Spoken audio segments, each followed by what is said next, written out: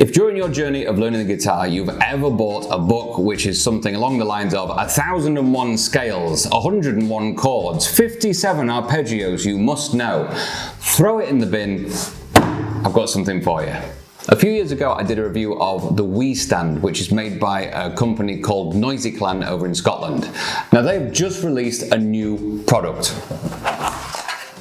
This is the guitar Chord Compass, and I'm going to explain exactly what this thing is and the accompanying book that goes with it too. There's many different systems you can use for organising your knowledge of the fretboard. Now for me, I've always found the CAGED system to be the best, although other people prefer 3 notes per string. It doesn't matter what you use or what you call it, it's just organisational tools. Well, the decoder is excellent for triads, CAGED system, arpeggios, chords, lots and lots of things. The biggest misconception with the CAGED system is that people think it is only to do with chords. They think, oh, it teaches me 5 different ways to play an E major chord. Brilliant. It's actually a really great tool for organising your knowledge into 5 separate compartments along the fretboard, by which I mean chord tones, intervals, pentatonics, scales. So I'll start by showing you the actual chord compass. Now this is made of plastic, it's fairly thin, and on the back you have this little thumb slider, and as you use the thumb slider it makes the display change. Here we've got what the key is, the root, so let's set it to C. So I'm going to move this. So it says C. Now this is going to show me the root, the 3 and the 5 in all the different CAGED positions. And I'm going to go into details with it in a bit, but first it's got this hole that goes right through the center. Check this out. You take a pencil, you put it in the hole, and it stands up on its own. Now I remember the thing that really impressed me when I got the Wii stand was the packaging that it came in and the overall feel, the experience of it. This is even better. I'll put some screenshots of the book on screen now so you can see what I'm talking about.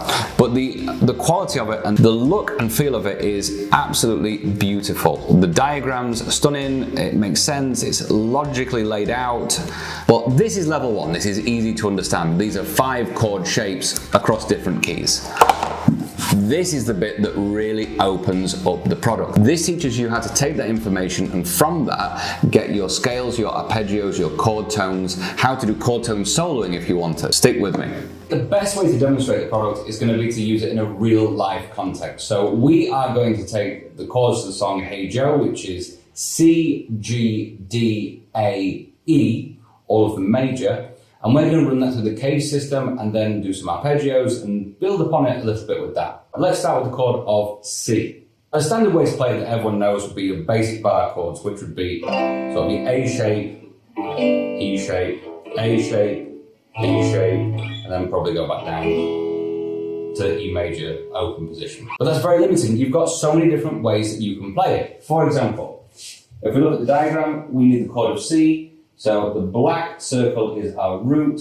We've got root 5, root 3. The important thing to remember with the CAGED system is I'm going to be talking about shapes. So if I say shape, I'm just referring to the look of your fingers. Is it a C shape, an A shape, a G, an E, or a D shape? The actual chord is the root that I'm playing. So for example, the first chord in Hey Joe would be C major, A shape.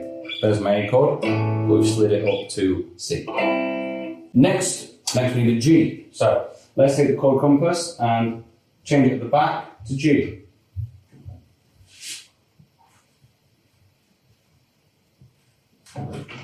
Okay, so my C root was there, the closest root we've got is there. Well, there's that E shape, which would look like this. So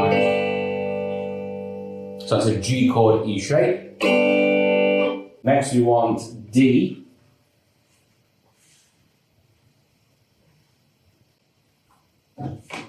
Okay, so now I can see we've got a root 3, 5, root 3. That is actually my C shape that goes from there. So that's the closest one. I could do that one, that's what we did in the beginning, but actually that's the closest way of keeping within those 4 frets. So that would look like this. We need to go to A.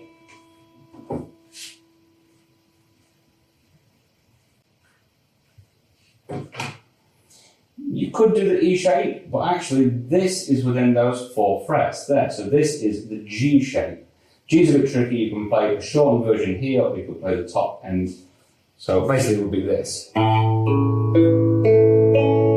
can play it there, or you can play the top. And now we need an E chord to finish. Okay, so for the E chord, we've got from here, this would be your D shape. You've got the root 5, root 3, there's your nice D chord. So that would be from here.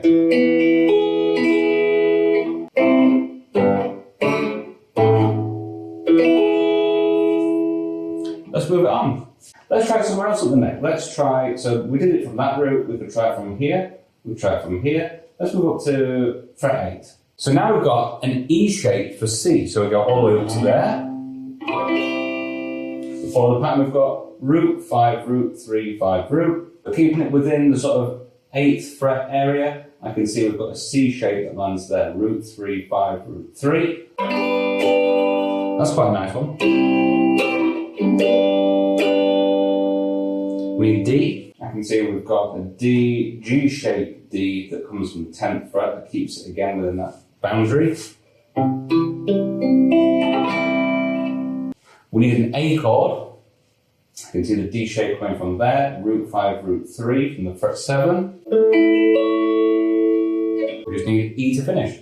So again, looking here, we've got fret 7, the A shape chord would fit root 5, root 3. There it is. So I hope you're starting to see how this would open up the possibilities of not just learning a song in one set place, especially if you've got 2 guitarists in a band. One can play low, one can play high. Now, the thing to remember with CAGED is you don't need to play all of the chord. Just because you've got this block C chord that looks like that, you could choose to be selective with the notes you do. So if we just took the top 3 strings, we'd be playing triads. And because we've done it in a different place, it would sound completely different to the other guitar part that we just did. So these are the same chords. Instead of playing block chords, we're just taking the top 3 notes each time. C, G, D,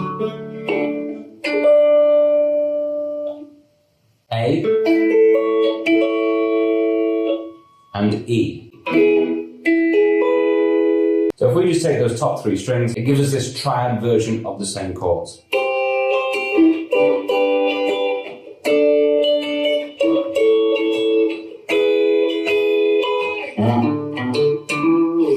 Remember, this would work for 5 different positions. We looked at starting from the A position, we've looked at starting from the E position. You've got C, A, G, E, D, 5 different possibilities of playing these, and within that, the different inversions of the triads. And it's all displayed on the diagram.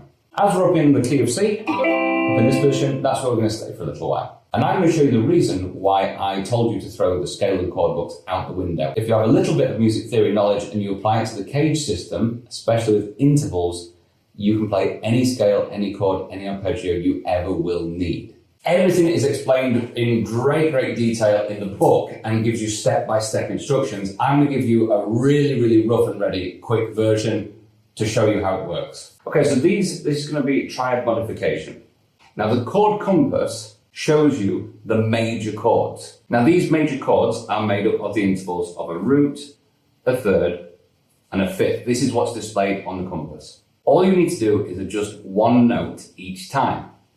So if we want to make augmented, we take the root, we take the 3, and the 5, we make it sharp. You move it 1 semitone higher.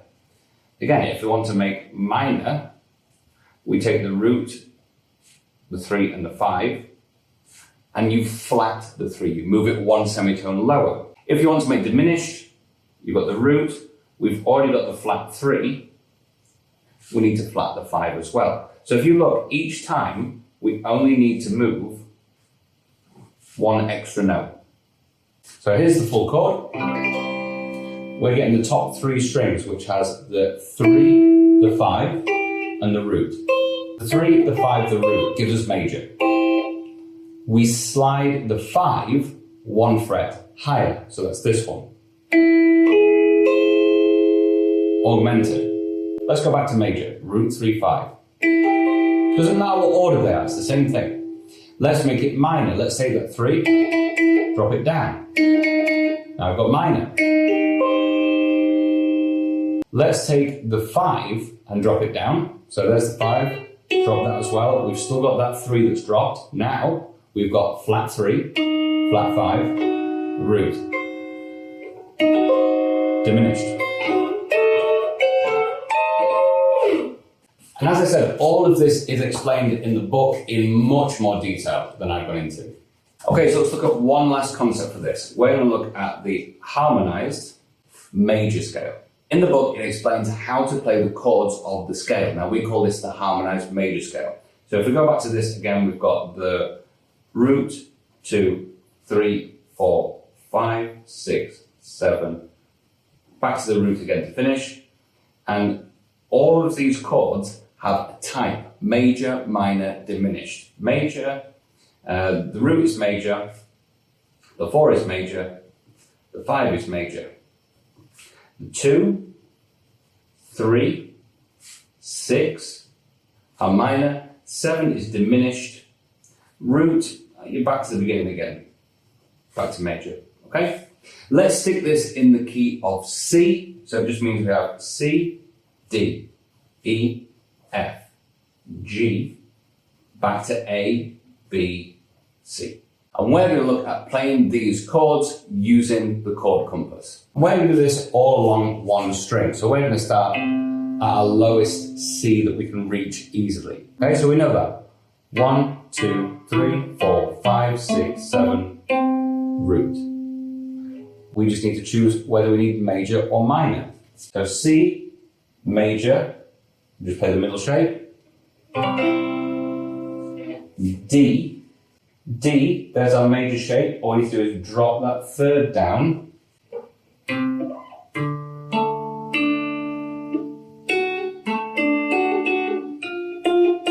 we've got the minor. And we can just keep sliding these two shapes up. We've now figured it out. We've got major, minor, to the 3, minor, 4 is major, 5 is major, 6 is minor, so back to that other shape. 7 is diminished, so let's work it out. We know we've got a root, a 5, a root, and a 3. How do we make diminished? We lowered the 3 and we lowered the 5. So root, 5, lower it. Root stays the same. 3, we lower.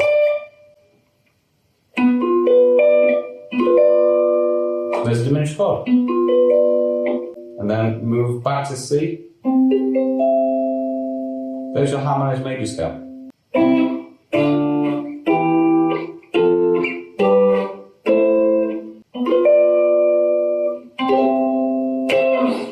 Now I know that's not the most practical way, you wouldn't be playing jumping along, but remember I said about the CAGED system organises it into sections. If you follow along with the book, it shows you how to keep everything within one place. So this is the harmonized major scale sticking within a 4-fret area. So we have chord 1, chord 2, chord 3, chord 4, chord 5, chord 6, chord 7, chord 8.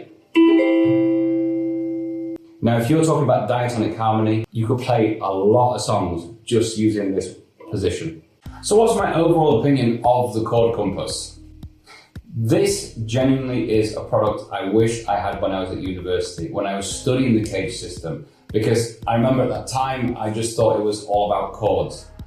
Knowing the intervals is key to knowing your scales, your triads, your inversions. The harmonized major scale, everything comes from intervals, and this lays out the key ones, root 3, 5. You don't need to know 1001 scales or chords. You need to know this, the major scale, the major intervals, and then just know the scale formulas. How do you learn the scale formulas? In step-by-step format. Now, Noisy Clan have actually sent me a few products to review. I wanted to do this one first because this is the big product launch, but there's a few products which I'm going to do individual reviews of, and then one demonstration that ties everything together. And you'll see how crazy these resources can be for actually speeding up the learning process.